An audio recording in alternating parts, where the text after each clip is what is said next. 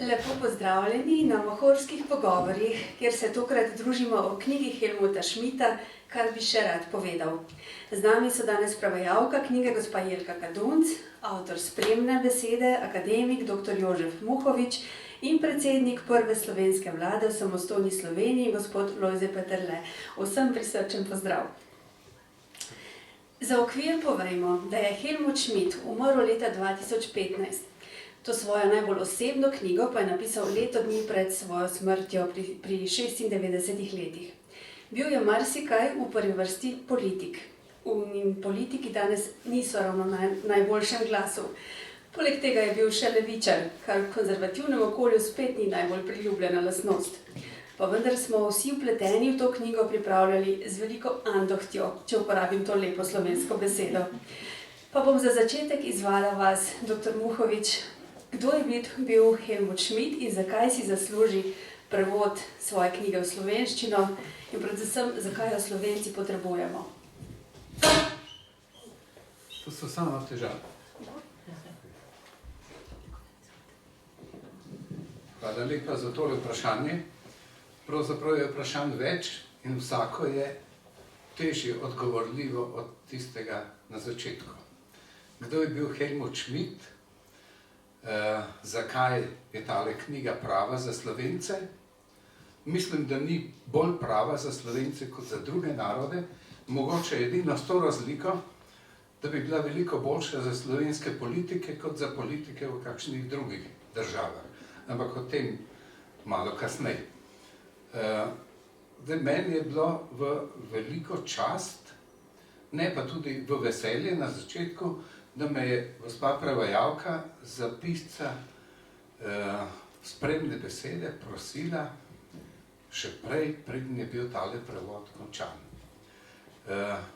Jaz si tako predstavljam, da jo je k temu spodbudilo dejstvo, da takrat, ko sem jaz ob mojem odhodu v pokoj, je imel moje zadnje predavanje v Narodni galeriji in v Cankarjevem domu, in sem rekel, da bi se to moje predavanje lahko imenovalo Außer Dienst eine Bilanz. Torej ob koncu mandata oziroma službe bilanca. Drug vidik, ki me na to navaja, pa je, da me gospa Jelka po moje pogostokrat bolj ceni, kot si jaz to zaslužim.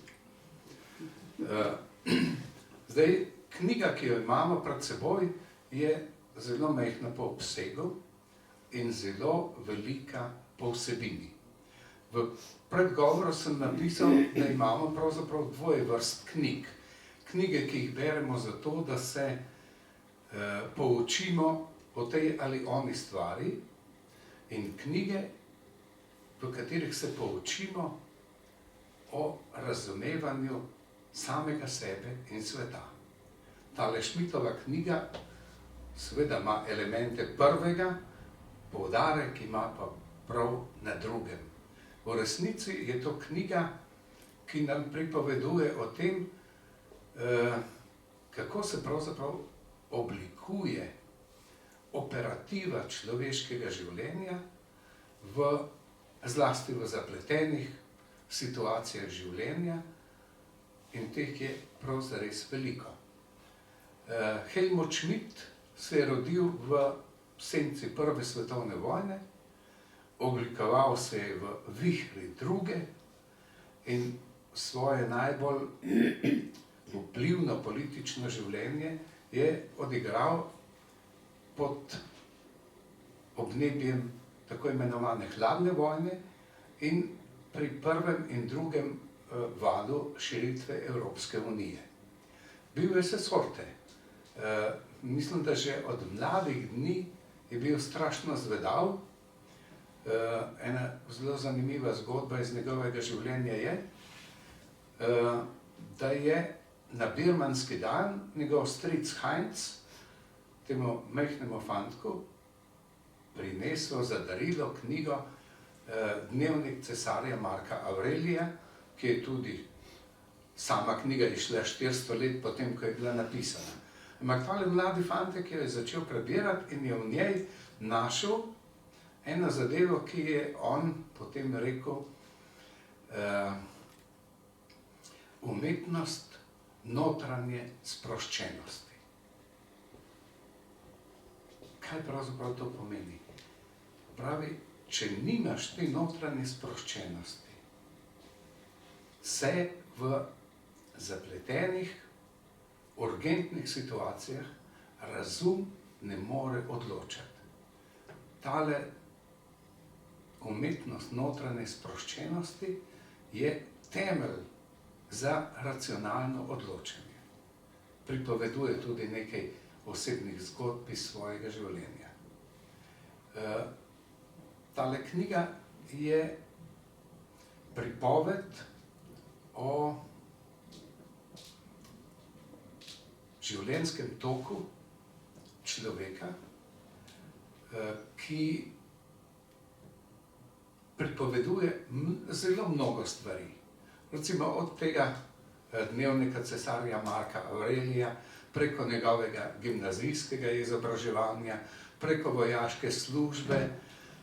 Recimo zelo veliko govori o umetnosti, zlasti recimo nemških ekspresionistov, o El Grecu, o Bachu, o filozofih, o srečevanju s predsedniki in bivšimi predsedniki vlad. No, mimogrede lahko tukaj, da ne bom predolg, omenim samo še to, da je sam, potem ko ni bil več nemški kancler, ustanovil eno tako združenje bivših predsednikov vlad, ki se imenuje Interaction Council. In tale združba pod njegovim vodstvom je leta 1997 napisala deklaracijo o človekovih dolžnostih. Ti možje so ugotovili, to, kar lahko še danes ugotavljamo, da je govorjenje o človekovih pravicah čez vsako mero, da pa ni nobenega govorjenja o človekovih dolžnostih. Leta 1997 je Helmut Schmidt Kofiju Annanu, predsedniku Organizacije združenih narodov, izročil tale dokument in ta dokument je OZN tudi sprejela, ampak ne kot uradni dokument, ampak samo kot uradno priporočilo, ker so OZN pravniki ugotovili, da bi tole znalo zapletati uveljavljanje človekovih pravic, če bi se tisti, ki bi jih morali uveljaviti, pri tem zgovarjali na človekove dolžnosti. Zdaj, da ne bom predolg, tole za začetek. Hvala lepa. Gospa Jelka Katunc, zelo prijetno sva sodelovali pri urejanju te knjige in priznati moram, da redko naletim na kakega prevajalca, ki bi tako srčno, tako globoko padel v vsebino knjige. Helmut Schmidt se je vas dotaknil že veliko pred to knjigo, kakor sva se prej pogovarjali, mar ne? Ja. Hvala lepa za besedo. In jaz moram hkrati ugotoviti, da tako magične pomočnice tudi še jaz nikoli nisem imela pri svojem kateremkoli prevajalskem delu, kot sem ga našla pri gospe Saški, ker sem želela, da je ta knjiga z mojega osebnega izrednega spoštovanja do tega velikega politika in kanclerja, sem želela, da je tudi to njegovo zadnje delo, ki je v bistvu njegova politični testament, da je preveden kar se da najbolje. In gospa Saška mi je v končni fazi, v končnem najni ciljni ravnini pomagala izpiliti še marsikaj, za kar sem posebej hvaležna. Posebej sem hvaležna za dr. Muhoviču, moram ga pa popraviti, za te njegove spremne besede.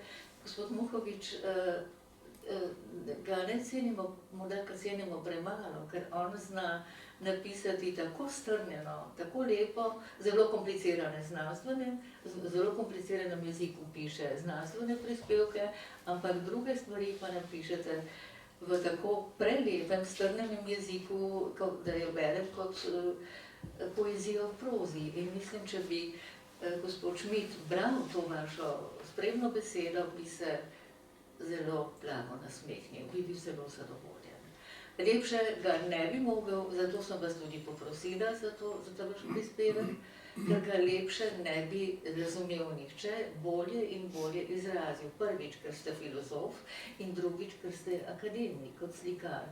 In Schmidt je bil tudi, oba dva Schmidta sta bila tudi velika esteta. V njunem domovanju v Hamburgu oba dva sta vse svoje premoženje prepustila družbi. V njunem domovanju v Hamburgu delujeta dve fundaciji. Eno je ustanovil Zvezni parlament, to je fundacija kanclerja Helmuta Schmidta. Drugo sta ustanovila sama še za svojega življenja in v tem v svojem domovanju imata bogato zbirko slik, bogato zbirko plošč, ki sta jih najprej ponudila glasbenemu velku v Kielu, pa niso znali prav uporabiti in je ponovno vse na uporabo v tem njihovem domu. Skratka, to sta bila dve osebi, ki sta zares vzela tisto Cicerovo načelo, ki ga je povedal, Maksimo, ki je izrazil Cicero, res publika suprema lex, se pravi delati za javno dobro. Zdaj sem pa, kot sem že upozorila Saško, jaz začnem pri Adamu, do Eve pa ne pridem. Če mi lahko pomagate naprej. Zaenkrat hvala lepa, gospa Jelka, bomo tudi do Eve še prišli. Gospod Peterle, ko sem se ukvarjala s tem, kakšnega državnika imamo v knjigi, sem takoj pomislila na velikega državnika, ki ga imamo tudi med Slovenci. In sem pomislila, da bi vi morda pa lahko kaj osebnega povedali o Helmutu Schmidtu in nisem se zmotila. Mi je bilo pa zelo zanimivo, če lahko ga izdam. Kako mi je odpisal, če bi bil pripravljen priti, oziroma kako je s Helmutom, je napisal, s takimi levičarji se da živeti. Gospod Peterle, kakšni so vaši spomini na Helmuta Schmidta? Ja, lepa hvala za to, da ste mi polepšali ta dan s tem povabilom, predvsem pa s knjigo, kateri čestitam. In če bi bil jaz predsednik državnega zbora, bi na državne stroške razdelil to knjigo vsem izvoljencem ljudstva. Ker so v njej take stvari, ki jaz v slovenski politiki pogrešam in se bom obesil na vašega oziroma mojega levičarja. Včasih ima tudi slovenski politik lahko kakšno srečo in meni se je zgodilo, da me je predsednik Evropske konvencije, nekdanji predsednik Francije in prijatelj in sodelavec Helmuta Schmidta povabil na podelitev nagrade Karla Velikega v Aachen in sem imel to čast biti tisti večer zraven in sedel sem tako rekoč nasproti, ob Žiskarju nasproti Helmutu Schmidtu in ko sem ga zagledal, me je ta podoba, ta obraz, bi rekel, ta postava me je osvojila, bi rekel, v prvem trenutku in jaz nisem nič razmišljal tam, ali vidim levičarja, ali vidim koga drugega. In ta vtis je meni utrdil neko misel, da je včasih dovolj, da si, pa ni treba početi nič drugega. Ker to, kar si, da si, deluje, ne bom rekel nič o digitalnosti in tako naprej. No in jaz sem imel vtis, da sem srečal tisti večer eno močno osebnost, ne samo osebka. In zdaj, če bi se izrazil malo drugače, bi rekel, srečal sem nemški tank, iz katerega se je ves čas kadilo. Ker ta človek je ves čas kadil in nihče mu ni upal reči, naj neha, oziroma naj tega ne počne. Ampak v tem človeku je bila tudi ena, ne bi rad podeljeval hudih pridevnikov ali epitetonov, ampak jaz sem v njem čutil tudi en mir. In mene v knjigi potem ni čudilo, jaz sem knjigo bral skozi ključne besede, bi rekel. Mene je zanimalo, kaj je želel ta človek ob koncu življenja, eno leto pred smrtjo, še povedati in pravi, kar bi še rad povedal. In jaz sem mu hvaležen, da je to povedal. In zame sta dve ključni besedi, oziroma lahko bi rekel tri, ampak tretjo je obdelal že profesor Mukovič. Prva je zanesljivost, druga je zaupanje, tretja je pa s tem povezana dolžnost. In še nekaj k levičarju. Jaz sem bil pozoren na to, ker sem nekoč študiral Oskarja Neilbroininga in njegov nauk. Ta takovani levičar, socialdemokrat, se je učil socializma skozi krščanske vire, če tako rečem. On je našel nauko o socializmu, bi rekel, po krščanski poti. In jaz sem v Evropi srečal kar nekaj takih levičarjev, s katerimi se je dalo pogovarjati. Pri nas je to malce težje, ker recimo do nedavnega je skoraj da veljalo, da če si levi, moraš biti tudi ateist, kar je veljalo seveda že za komuniste. In se to majčkeno spreminja. Ta mož je pa se cerkveno poročil, je še kaj drugega delal po tej plati, je preživel eno ženo 65 let, je bil kritičen katolik, je bil velik prijatelj kardinala Königa, papeža in tako naprej. Rekel, mož, ki je stal v tistem času, ga je zaznamoval, ne da bi hotel kaj zase, je razumel politiko kot delo za skupno dobro in če gledamo, kaj piše, racionalen, hladen, analitik, ampak hkrati pa, rekel, je to ta njegov pogled na dolžnost oziroma odgovornost je nekaj enkratnega. In on razlikuje, torej njegov dar razlikovanja, prav v filozofskem smislu, me ne čudi, da je živel od Webra, Popra in Kanta, je neverjeten in on loči dolžnost iz prepričanja in dolžnost iz odgovornosti. Noro, bi rekel, tega razlikovanja nisem srečal drugod in sem mu za to hvaležen.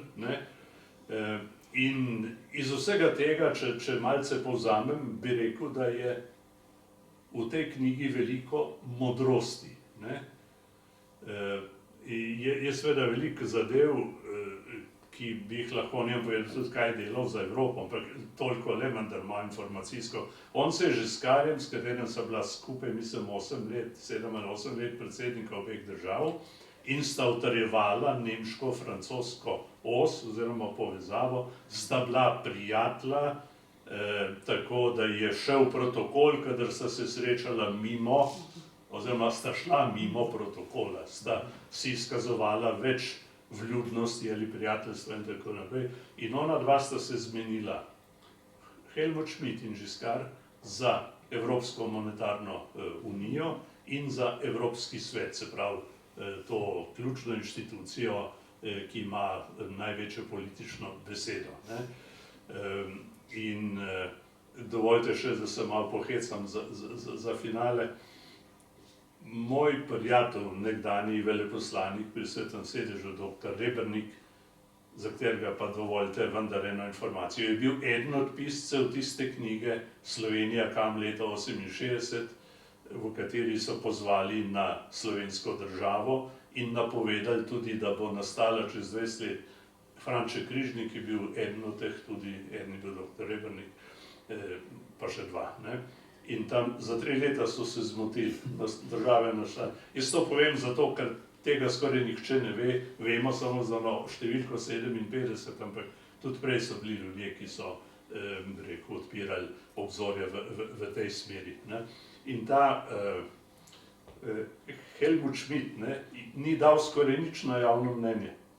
Za razliko od današnjih politikov, ki mu sledijo, on ga je ustvarjal. Tako ga je ustvarjal tudi Helmut Kohl. Če bi on poslušal javno mnenje, ne bi Nemčija nikoli zapustila marke. Ampak on je menil, da je za Nemčijo dober, da odigra Euro in je to tvegal brez javnomnenjskih anket. Jaz mislim, da bo prav, da zaključim, če ne se bom preveč razgrel, pa bom še veliko povedal. Doktor Muhovič, omenili ste že pač to prvo knjigo, ki je v bistvu postavila temelje za raziskovanje temu radovednemu umu tega mladega fanta in potem branje filozofov Kanta, Webra, Popperja. Zanimal se je za umetnost, za moderno umetnost, skratka imel je čut, zelo širok humanist je bil hkrati, ne? Kako pomembno je, da človek, ki poskuša oziroma želi tlakovati oziroma graditi zgodovino, da ima tako širino? Jaz mislim, da je odgovor na to vprašanje razmeroma kratek. Drugače sploh ne more. Drugače dobimo politike namesto državnikov. Glede, to, kar je mene, tako kot gospoda Peterleta, fasciniralo pri tem možaku, ki ga seveda nisem nikoli srečal, pred prebiranjem tudi ne prav dobro poznal. Iz politike smo ga malo poznali, premalo, ampak on nekaj v tej svoji knjigi zapiše nekaj, kar je tudi mene fasciniralo. Pravi, človek, za razliko od tega, kar se danes misli, nima samo pravice do svojega mnenja, do svoje lagodnosti, do svoje osebne sreče, ampak ima tudi dolžnost do modrosti. Zdaj, pri njem se mi je zdelo, da je morala biti tale želja po modrosti na nek način globoko vsajena, ker se je verjetno vse skozi najbrž ni dovolj dobro zavedal, samo vleklo ga je. Vleklo ga je čez. Recimo že tale njihova hamburška gimnazija, zdaj sem pozabil, kako se Lichtwerkova, ja, je bila na nek način famozna, posebna, poseben rezultat novih pedagoških spoznanj v Weimarski republiki. Žal je potem to propadlo, ampak skozi te generacije, ki so bile v tej gimnaziji, pa je zadeva šla naprej. On pripoveduje tudi, kako je bil kot predsednik seveda na mnogih obiskih in pravi, nekoč pridem v Londonu, ne vem v kater muzej in Nacionalno galerijo in pravi, prej smo bili vsi mi iz te gimnazije, ki je mimogrede tudi uvedla umetnostno vzgojo in umetnostno prakticiranje, pa še marsikaj drugega, pozorni na, ali pa ponosni tudi na nemške ekspresioniste. No, potem je pa naletel na enega ekspresionista na popolnoma napačnem kraju in iz popolnoma napačnega časovnega obdobja. Jaz upam, da mu je kdaj uspelo priti v Toledo in videti El Greca, tam, kjer je večino časa delal. Recimo, na vsak način je potrebno omeniti tudi njegovo zanimanje za glasbo. Bil je dober pianist. Nekoč v srednji šoli se mi zdi, da si je med počitnicami zastavil za nalogo, da nekaj nemških ljudskih pesmi prepiše v štiriglasni orkestraciji. To, kar me je posebej zanimalo, ne, kar se mi je zdelo posebej fajn, je pa, da je rekel, nekaj piše v tej knjigi, da je imel partituro Raimunda Popperja zraven telefona na telefonski mizici. Nisem vedel, da je Popper pisal glasbo. Je bil pa seveda isti navdušenec za Bacha. Mimogrede lahko povem še tole zgodbo, ki sem jo, do katerih sem jaz prišel, ko sem pisal mojo knjigo Umetnost in religija pred 24 leti. Karl Popper je bil, kot veste, recimo, zelo zadržan v odnosu do religije.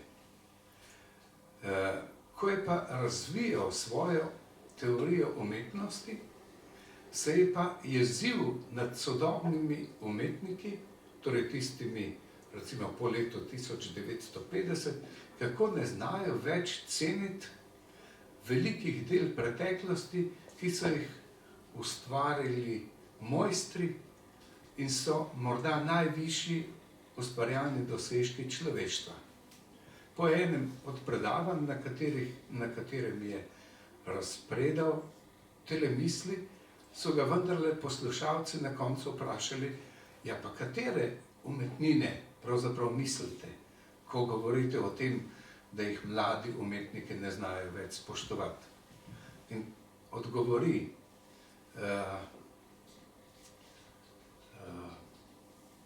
piramide, katedrale, Michelangelovo Poslednjo sodbo, Mozartovo Mašov as Duru, Miso solemnis in tako naprej. In je bil presenečen, ker je na koncu ugotovil, da med najvišje dosežke umetnosti pravzaprav šteje dela sakralne umetnosti. In seveda od tod je potem izviralo vprašanje, kako je pravzaprav mogoče, da tam, ker človek sega po transcendentnem, nastajajo najvišji dosežki umetnosti, tako generalno gledano, ne samo recimo iz enega osebnega mnenja. No prav veliko je na Bacha dal tudi Helmut Schmidt. Bach je menda nekje zapisal, da je glasba pravzaprav rekreacija duše. Helmut Schmidt ga je samo malo posodobil in je rekel, da je to, torej da je glasba pravzaprav ene vrste pomladitev duha. In to pomlajanje duha se mi zdi, da je pravzaprav iz te knjige pri njegovih 96 letih jasno razvidno in ta knjiga ima zame en poseben pomen v tem, da to energijo pomlajevanja duše prenaša na bralca. Zame tale knjiga ni toliko pripoved o enem posebnem življenju, ampak bralca nenehno nagovarja k avtorefleksiji. K avtorefleksiji, ki lahko vodi do tega pomlajevanja bralčeve duše. Gospa Jelka, ne bova prišla do Eve, ampak bova prišli do Loki.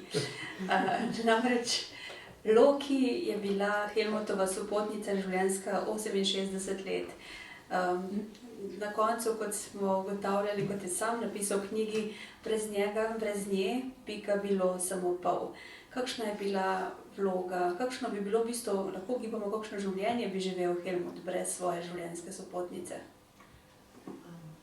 Pravzaprav največ je napisal in najboljše je napisal tudi v svojem prispevku o Loki. Moram priznati, da jo nisem prej poznala, nisem zasledila in sem potem jo podrobneje spoznala šele skozi njegov zapis in pa biografije, ki sem jih potem seveda takoj brala. To je bila izjemna gospa, pa spoznala sta se v Lichtwarkovi šoli, tam sta bila sošolca. Oba sta bila muzikalno zelo nadarjena, Loki, čeprav izredno revne družine, je igrala violino in pozneje violo. Helmut Schmidt pa je doma, so kar je malo boljše meščanske družine, da je mama zahtevala, oziroma so zahtevali starši, da se je učil klavir, tako kot tudi njegov brat, čeprav je pozneje rekel, da je zgrešen, da bi veliko raje bil organist. Njegova ljubezen so bile orgle. Skratka, združevala je glasba in združevala sta jo likovna umetnost, oba sta tudi risala, oba sta bila dobra akvarelista. Združevala je umetnost in predvsem neka medsebojna zanesljivost. In to skozi vse življenje. Loki ga je, kot je povedal, nanjo se je lahko 100% zanesel. Tudi potem, ko je bil kancler, je vedel, da je to tisto, kar je pomembno. Pravzaprav ni je velikokrat vprašal za nasvet, ker sta razmišljala enako. Brati je treba, nič ni od njej znano, pa to je bila tako izjemno skromna, ampak avtonomna ženska v svojem razmišljanju in poznaje šele, kot je preživljala je, kako je prva leta je pravzaprav ona kot učiteljica osnovnošolska želela je študirati botaniko, biti biolog, te študija si pač ni mogla privoščiti, je postala učiteljica in ona je z tisto majhno plačo pravzaprav ves čas financirala tista 3 leta ali 4 leta študije, ko je Helmut Schmidt študiral makroekonomijo v Hamburgu, ker je bil tudi najhitreje dosegljiv študij, da je prišel do nekega poklica in razluška. Skratka, ta dva zakonca sta bila tako neka nenavadna naveza in hkrati tudi, ko bereš take zgodbe, se vprašaš, pravzaprav, kdo so tudi tiste močne ženske za drugimi velikimi politiki. Če smo me prej omenili Bacha tudi najbrž ne bi bilo brez njegovih 2 žena, močnih v ozadju, ki niso nikoli vstopale v ospredje. Ali pa Roosevelta najbrž ne bi bilo brez zelo močne Eleanor Roosevelt. In mene je pri tej knjigi, ko ste omenili Karla Popperja. Karl Popper je bil tudi sam skladatelj in je tudi čisto na koncu zapiše Schmidt, da je na njegovem klavirju, to je bil, na katerem je še vedno igral, čeprav je popolnoma oglušil in je v bistvu delil enako usodo kot Beethoven. Na koncu je slišal glasbo samo kot zelo moteč mehanski šum, ampak ko je pogledal partituro, jo je zaslišal v glavi in podobno je usodo doživljal tudi Beethoven, podobno. In Popper mu je podaril tudi eno svojo kompozicijo. Za Popperja je bil Bach tista poosebljena odgovornost do umetnosti. In ko ste govorili, morda se kasneje so se pritoževali zaradi te deklaracije o človekovih dolžnosti, da je mogoče prevod malo premalo natančen, da bi pa moralo biti ne dolžnosti, ampak odgovornosti, responsibilities. Da pa je pravzaprav škoda in kasneje sem brala, da je pravzaprav te elemente vključevala Weimarska ustava, pa so jo pozneje iz pravniških ali razlogov, kot ste jih zelo dobro pojasnili, nekako opustili zaradi interpretacije. Nekaj, kar je morda še bolj zanimivo, ne samo, da je moral biti ta dečko, ki je pri 15 letih bral Marka Avrela in se odločil, da bo takšen, kot je on, da je gotovo moral biti nadpovprečno nadarjen, nadpovprečno inteligenten. Tok Marka Avrelija je vzel, to njegovo knjigo, je vzel tudi na frontu, jo je bral jo je skozi vse življenje, bral je tudi nekatere druge stvari, srečeval in kar je bilo za njega, kar me je posebej fasciniralo, on je vedno iskal pogovora z zanimivimi ljudmi, tudi z ljudmi, ki niso delili njegovega mnenja in ti so ga najbolj zanimali, ker je vedno hodil slišati nasprotno mnenje in takrat je rekel, sem se nekaj naučil spoznati drugo perspektivo. Zanimivo je bilo, zagovarjal se je človek, ki je veliko razmišljal in bil do konca radoveden, tako da, če smo ženske radovedne, pomeni, da smo inteligentne. Samo to nič strašnega. Se ne boste moški kaj grdega mislili od nas. To je, morda nikoli ni... Gospod Peterle pravi, da tudi s tem se da živeti. Da nismo radovedne, nismo to. Ampak zanimivo morda, v Hamburgu je Helmut Schmidt pojem, je ikona zaradi tega, ko je on bil 61. leta se je vrnil v Hamburg, prej je bil 2 leti kot mandat v zvezdnem parlamentu in leta 62 je bila v Hamburgu tista 100-letna poplava. In on je bil takrat, kako je on reševal to poplavo. On je imel izredna strateška, taktična, organizacijska znanja. Takrat bi lahko, in takrat je ravno leta 61 napisal knjigo Obramba ali povračilo, se pravi, da se je veliko ukvarjal z vojaško-strateškimi, kot parlamentarec, kot član poslanske skupine, z temi vprašanji, in to knjigo so z velikim zanimanjem brali v vseh štabih, tudi v NATO, je lahko takrat zahteval pomoč helikopterjev, pomoč od NATO, od vseh zaveznikov, in je rešil in je tako izpeljal to reševanje v to poplavo. Lahko bi imeli so 300 mrtvih, lahko bi bilo 10.000. In tega Hambožani so mu bili za to reševalno akcijo tako zelo hvaležni, in to je za njih on pojem. Na vas bi pa rada vprašala, vi ste bili leta 3, ker je bil Giscard d'Estaing, je bil njegov prijatelj, on je dobil to Karlovo nagrado. Je bil morda Schmidt lavdator?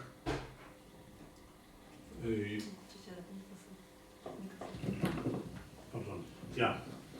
Jaz se vseh podrobnosti zdaj ne spomnim, ampak jaz mislim, da je bil. In če dovolite, še nekaj iz tega mojega prvega vtisa. Veste, pri marsikaterem politiku in tudi sicer človeku se včasih vprašaš, kaj je zadaj, ne? Pri njem nisem imel nikoli tega vprašanja, kaj je zadaj, ne? On ni imel tajnih načrtov, ne? On ni šel v obvladovanje drugih, ampak je šel v vladanje, kar je velika razlika, ne? In ste omenili tudi znanje, ne? Tudi to je v knjigi, hvala Bogu, poudarjeno, ne? On je bil zelo temeljit, ne?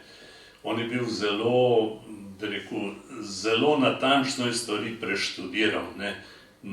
Njega ni mogel nek asistent obrniti ali kaj takega, ne? Tudi, kot smo prej rekli, ni bil PR človek, ne? In je tudi tvegal. V tej zgodbi, ki ste jo vi omenili, ne, pri reševanju, ne, je izjemno veliko tvegal, ampak je tudi uspel. In zato, jaz sem si včeraj sem si zapisal, ko sem bil v Avstriji, na Zilski Bistrici, me bila ena posebna prilika tam, in me je eden vprašal, eden iz Zahomca, kjer so tile skakalci, ne, je rekel, ampak kako pa je s temi prevci, ne? Jaz si ga, veste, eni skačejo, eni pa letijo. Ne? Schmidt je bil eden od teh, ki je letel, ne? In zato, bi rekel, ga tudi še vidimo, ne? Tiste, ki pa sam skačejo, pa pozabimo, ne? Tako da, čekajte, nekaj sem si... Muska, hvala, sem zelo vesel, da ste poudarili glasbo in transcendentno, ne? In tle smo spet pri eni razliki med to Nemčijo, Schmidtovo recimo, in Slovenijo, ne? Pri nas transcendentno, kot smo videli tudi v zadnjih letih, ni ravno dobrodošlo, ne? Da ne rečem, se ga diskvalificira, oziroma tiste, ki bi radi gledali čez ali več, ne, so skoraj da a priori sumljivi, ne. Zato se nam srečujeta dva vrednostna sveta, ampak da ne bi zdaj sprašal kakšne povoljivne komentarje. Je pa bil, lahko rečemo, da je bil Schmidt na neke vrste oče Evrope. Evropa takšna, kot je danes, lahko rečemo, da gre v pravo smer, napačno smer, kakršnokoli, različna mnenja, ampak tisto, kar je zastavil, kot prej ste rekli, da ni bil populist, kot oče naroda je znal iti tudi v nepopularne smeri. Kje smo danes, hkrati je bil zelo privržen temu dialogu med religijami, med različnimi nacijami. Bil je velik podpornik oziroma nekako rad je imel Kitajsko, ki se danes na nek način bojimo, ne vemo, kam bi se dali. Kam gre Evropa danes, napram vsem tem njegovim stališčem? Torej, v Nemčiji radi rečejo za politika, ki da nekaj na Nemčijo, pa da tudi nekaj na Evropo, da je politik, da je Nemec z evropskim potnim listom, ne? On je bil eden od teh, on je z veliko odgovornostjo jemal Evropo, vedel je, kaj pomeni izolirana Nemčija, kaj pomeni tudi tepena Nemčija ali pa napadalna Nemčija, in je bil zelo jasen glede te osnovne ideje, da mora biti Nemčija v evropskem kontekstu. Enako je bilo seveda s Kohlom.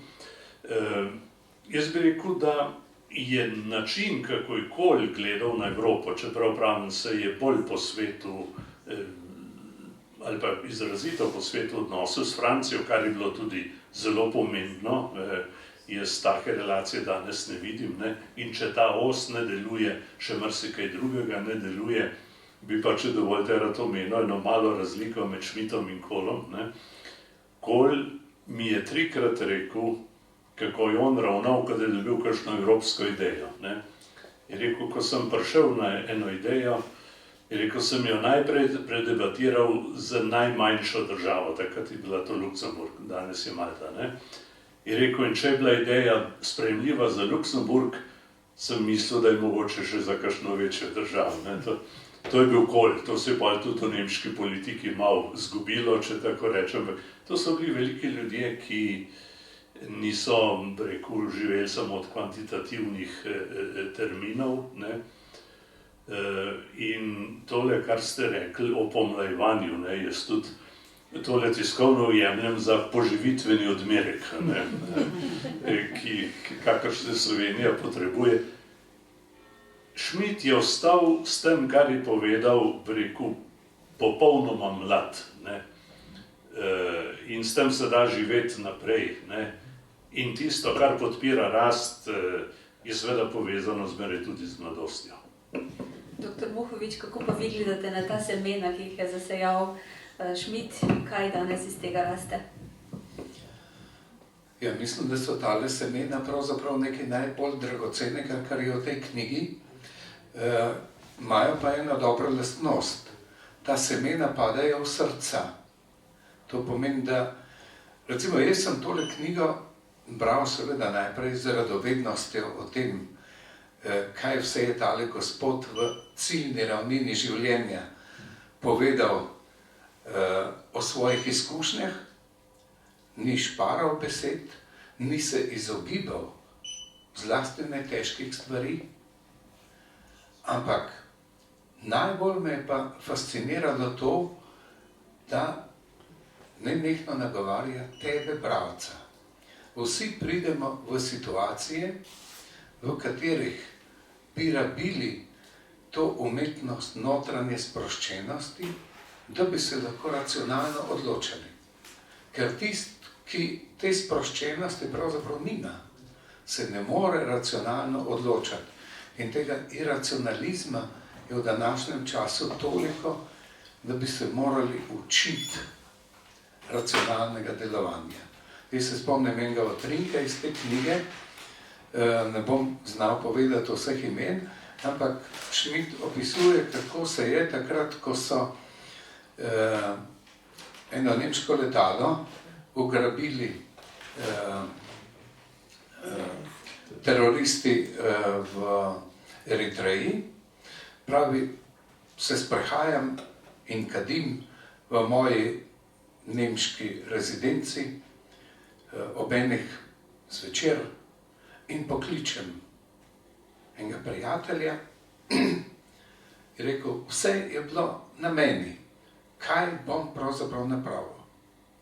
In pokliče tega prijatelja in mu reče, poglej, ti imaš tukaj vsa moja pooblastila, ki so v ustavi in tudi tista, ki niso. Pejdi tja in uredi stvari. Gospa Jelka bo najbrž povedala, kako se je pisal ta čudoviti gospod, Višnjevski, ki je vse tako dobro izpeljal, da je reševalna akcija utrpela samo enega mrtvega. Lahko tukaj še en dodatek k besedi zanesljivost. Glejte, k modrosti državnika spada tudi to, da v kritičnem trenutku najde ta pravega človeka, ki mu dolžnost poveri, in tle je Helmut Schmidt zadeval. Jaz mislim, da bi se o tej knjigi lahko še zelo dolgo pogovarjali, pa vas bom takole od gospe Jelke naprej vsakega prosila. Za konec sem vas hotela vprašati, ker začnemo v mladih letih Helmutovih, o vašem nasvetu za mlade, o tem, katere knjige brati in kaj podobnega. Pa potem, ko sem to ubesedila, sem sama takoj slišala absurdnost tega vprašanja, koliko danes še kdo bere ali posluša starejše generacije. Ampak tako vaš komentar, glede na to, da vsaka generacija si mora svojo svobodo, svojo demokracijo na novo izboriti, te vrednote ponovno ovrednotiti. Kako vi gledate na prihodnost za mlade? Ste pesimisti, optimisti? Optimistično. Mislim, da so zelo pametni, zelo inteligentni in lažje jim bo, če jim bomo vzor z svojim načinom življenja in z dejanjem, ne s besedami. Takšen vzor sta bila meni moja dva starša, moj ata in mama, ki sta mi svoje vrednote živela. Nista jih pridigala, nista jih govorila, ampak smo jih videli. In če bomo z svojim zgledom svojega življenja lahko morda vzor za kakšnega mladega, potem bodo te turbulentne čase, ki so pred njimi in zagotovo so, z umetno inteligenco, z vsemi social media, spostavljeni so mnogim izzivom, inteligentni so pa verjetno veliko bolje, kot smo bili mi. Jaz sem optimist. Jaz sem tole knjigo obljubil že vsaj 20 ljudem. Moj sin jo pa že ima. Bere se tako dobro in tako dobro se zasidra v človeku, da tudi ko knjigo odloži, knjiga ne obleži na polici, ampak v njegovem srcu, in to je posebna vrednost tele knjige. Mehna knjižica, ki pa veliko premakne. Malo sem pogledal zdaj po dvorani, pa imam vtis, da ne spada med najmlajše prisotne. Imam pa eno srečo, da srečujem v zadnjem času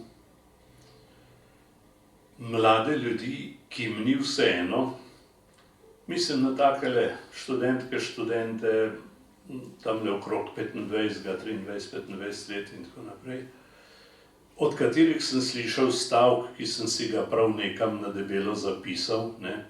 Ena študentka prava mi rekla, mene ni več strah. Saj, ko to je garancija, da bomo še kam prišli. Jaz spadam v generacijo, ki se marsičesa ni šla, ker jo je bilo strah.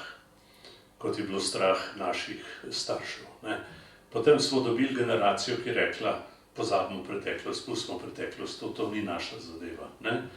Ta nova generacija se pa zaveda tudi travmatskih posledic dejanj, ki so se zgodila zlasti v času našega razkola, in te posledice še trajajo. In ti ljudje so pripravljeni se lotiti tudi tega dela zgodbe. Torej, ko bodo ti enkrat izvoljeni, bomo mogoče pokopali celo naše mrtve.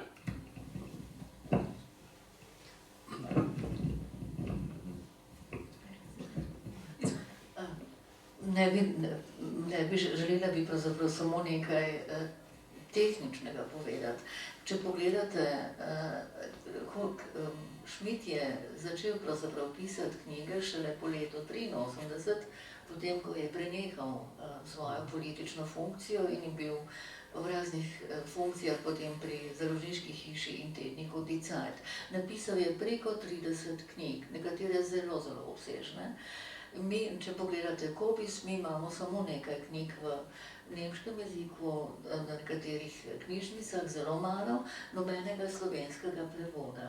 In zato se mi je zdelo pomembno, da imamo vse to njegovo zadnjo knjigo v slovenskem prevodu in jaz bi se rada zelo, zelo lepo zahvalila založbi Mohorjeva, da je sprejela prošnjo in ponudbo, da to knjigo izda in vsem gospodov, gospe Tanji, gospodu Simonu Ospatiču, moji magični pomočnici, Saški Odzvek in gospod, jaz bi pa vas prosila, da poveste še, kako pa bi vi, kakšno oceno bi vi dali naši oblikovalki. Ja, hvala lepa, da ste me še na to spomnili. Zame je tale knjiga, zdaj če jo gledam kot bralec, vrhunska. Že ko jo v roke primeš, človek nima, jaz mislim, da so nemške izdaje, čeprav jih ne poznam, bile slabše od tele, ki jo imamo mi tukaj. To je ena najlepše narejenih knjig pri Mohorjevi sploh, pa tudi sicer v slovenskem prostoru. Samo v roke jo primeš in veš. Jaz imam eno izkušnjo s tem, imeli smo en nemški simpozij tukaj v Ljubljani, takrat je prišla rektorica Kunsthochschule Kassel in smo tudi naredili eno knjigo, zbornik tistih predavanj tega simpozija naprej, ker so avtorji to poslali. In ko je primila v roke, mi je rekla, a veš, ta prava je. Ta pravi papir, ta prave platnice in ko jaz tole knjigo primem, jo imam takoj kot nekaj dragocenega. Več pa oblikovalec pravzaprav ne more narediti. Hvala. Torej, čestitke naši Urški Dolenc. Dr. Kovač, imaš eno vprašanje, izvolite.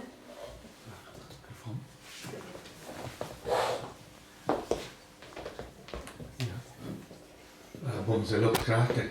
Najprej hvala lepa naši urednici, pa seveda založnici, vsekakor vsem, ki ste predstavili tega legendarnega človeka. Jaz imam kratek komentar, pa potem dvoje kratkih vprašanj. Komentar je ta, da sem bil zelo pazljiv, kaj ste rekli, posebno na to, kar je govoril gospod Peterle. Leta 1981, ko je padel Giscard d'Estaing, drug mandat ni bil izvoljen, smo bili vsi v hudi zadregi, kako bo sedaj ta znameniti vlak, francosko-nemški vlak. In prišel je Helmut Schmidt na televizijo in takrat je zame povedal znameniti stavek. To je bilo, kar je gospod Peterle povedal, to je bilo v Franciji strašno popularno, da gre Evropa naprej, ker se zelo dobro razumeta Giscard d'Estaing in Helmut Schmidt, sta osebna prijatelja. To je bilo znano in smo pričakovali, kaj bo rekel. In zelo zanimivo, ni rekel, žal mi je, da Giscard ni bil ponovno izvoljen, to bo malo težje v Evropi. Tudi mi je rekel, ne skrbite, Mitterrand, on je vendar socialist, smo blizu. Ampak je rekel, res je, sva velika prijatelja bila in bova ostala, ampak francosko-nemško prijateljstvo je pa tolikšna dobrina, dragocenost v Evropi, da bo šla gotovo naprej. Se pravi, to, kar ste vi povedali, človek prepričanja. Opustite dvoje kratkih vprašanj, gospa Jelka, če nam lahko zaupate, kdaj ste pa vi izvedli prvič za Helmut Schmidta, in zakaj vas je navdušil, in pa za gospoda Peterleta vprašanje, Helmut Schmidt in Slovenci. Vemo, da je Pučnik študiral sociologijo v Nemčiji in je poznal nemško socialno misel. Strašno zanimivo je bilo, ko je prišel nazaj. Mislim, da so ga vse stranke tega povabile, da je dobrodošel, ampak je izbral takratno socialno demokracijo. Kolikšni vpliv je on imel na misel Helmuta Schmidta? Pardon, Helmut Schmidt, Pučnika. Hvala lepa, gospa Jelka, boš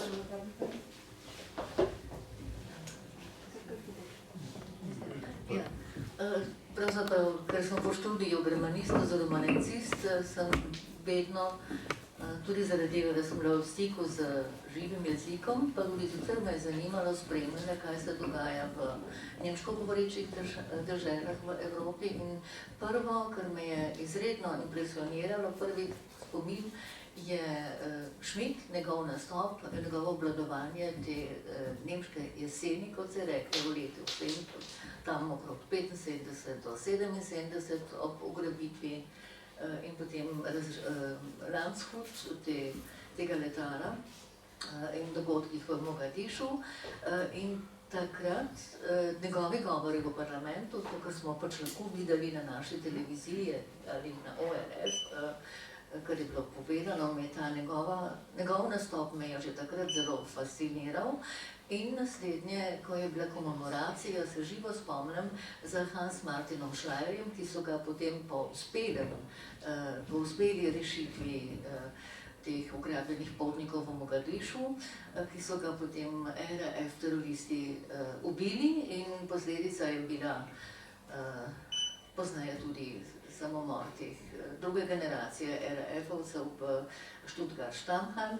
No in kar je bilo najbolj pretresljivo in gotovo za njega po človeški plati najtežje, je bilo sedeti poleg vdove v prvi vrsti za gospe žene gospoda Hansa Martina Schleierja. Moram pa, da prav včeraj sem pogledala, njegova družina je takrat poskusila vse, tudi na ustavno sodišče se je obrnila, ker so poskušali doseči od vlade, da bi popustila izseljevanju in izpustila te zapornike, to RAF-ovce, ki so bili zaprti v Stuttgart-Stammheimu, med njimi Pater, Islin in pa še eden. Vendar je ustavno sodišče to zavrnilo. Ampak ta družina je pozneje ustanovila fundacijo, s katero in dobro dotirano fundacijo, s katero so nagradili tiste, ki se prizadevajo za demokracijo in pravno državo. In leta 2003 so to njihovo priznanje podelili Helmutu Schmidtu. In on je bil zelo ganjen in razumljivo, da je bil zelo ganjen, ker je družina pozneje mu izrekla priznanje za to njegovo državniško držo, ker ni bilo enostavno. Zdaj sem pa spet Če samo lahko tu še dodam, tudi Loki in Helmut sta notarsko overila pač izjavo, da se ne dovolita izsiljevati na ta način v raznih terorističnih akcijah, tako da vsekakor sta dala veliko skozi. Gospod Peterle, izvolite. Ja, moram reči, da ne vem kaj veliko o tem, kako sta se pogovarjala dr. Jože Pučnik in Helmut Schmidt. Jože Pučnik, vemo, kakšen format je bil in tudi kakšno intelektualno poštenje se ga je držalo. On je, bom rekel tudi zanjega, da s takimi socialdemokrati se da živeti, kot je bil on. On tudi ni imel ideoloških problemov s transcendenco in je ni samo toleriral, če tako rečem. Je imel takrat seveda močne stike s socialdemokracijo, ne vem pa v kakšni relaciji bil neposredno s Helmutom Schmidtom. Bi pa rad v tej zvezi še nekaj skoraj pedagoškega povedal.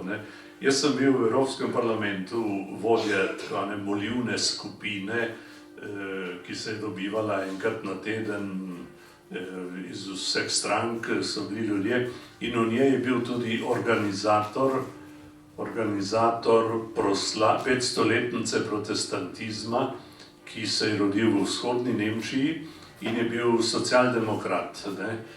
In sem ga vprašal, zakaj pa si ti socialist?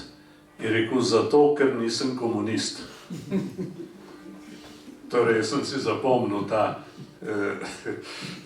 ker pri nas se to dvoje ne ločuje nujno. In je mene kot katolika povabil, da sem govoril v Wittenbergu, Lutherovem, na 500-letnici protestantizma. Vidite, to je kultura, ki ne izloča, ki vabi, ki je odprta, ki da priliko in je vesela, če vidi koga, ki je malce drugačen. In prav to je ta misel, ki jo želimo prenesti s to knjigo. Tako kot Helmut Schmidt govori o zgledih, smo mi ta zgled želeli prenesti tudi med slovenske bralce. Dragi moji gostje, hvala lepa za ta pogovor. Sosedi imamo zmenjeni, da ko začne zvoniti, moramo nujno nehati. Hvala lepa vsem za obisk.